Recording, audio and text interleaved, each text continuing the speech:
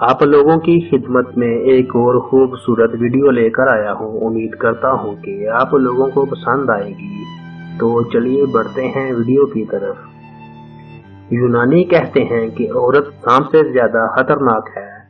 سقراط کا کہنا تھا کہ عورت سے زیادہ اور کوئی چیز دنیا میں فتنہ فساد کی نہیں۔ بوناویٹو کا قول ہے کہ عورت اس بچھو کی مانند ہے جو ڈنگ مارنے پر تلا رہتا ہے۔ یوحنا کا قول ہے کہ عورت شر کی بیٹی ہے اور امن و سلامتی کی دشمن ہے۔ رومن کیتھولک فرقہ کی تعلیمات کی روح سے عورت کلام مقدس کو چھو نہیں سکتی اور عورت کو گرجا گھر میں داخل ہونے کی اجازت نہیں۔ عیسائیوں کی سب سے بڑی حکومت ٹومتا الکبریہ میں عورت کی حالت لونڈیوں سے زیادہ بدتر تھی۔ ان سے جانوروں کی طرح کام لیا جاتا تھا۔ یورپ کی بہادر عورت جون آف آرک کو زندہ جلا دیا گیا تھا۔ دورے جہالت کے عربوں نے عورت کو خوب رسوا کیا تھا اور لڑکیوں کے پیدا ہونے پر ان کو زندہ دفن کر دیا کرتے تھے۔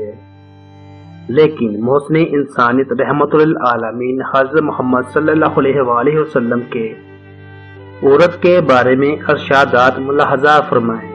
قیامت کے دن سب سے پہلے میں جنت کا دروازہ کھولوں گا تو دیکھوں گا کہ ایک عورت مجھ سے پہلے اندر جانا چاہتی ہے، تو میں اسے پوچھوں گا کہ تم کون ہے؟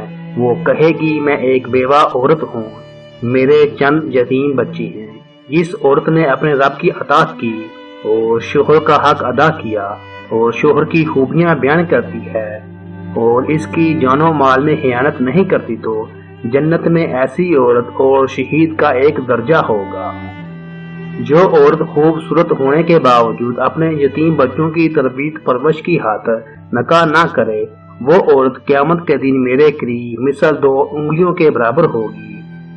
جس عورت نے نکاح کیا، فرائض ادا کیے اور گناہوں سے پرہیز کیا، اس کو نفلی عبادت کا ثواب خدمت شوہر، پرورش اولاد اور اموال خانہ داری سے ملیں گے۔ جب عورت حاملہ ہوتی ہے تو اسے اللہ تعالیٰ کے راستے میں روزہ رکھ کر جہاد کرنے اور رات کو عبادت کرنے والی عورت کے برابر ثواب ملتا ہے۔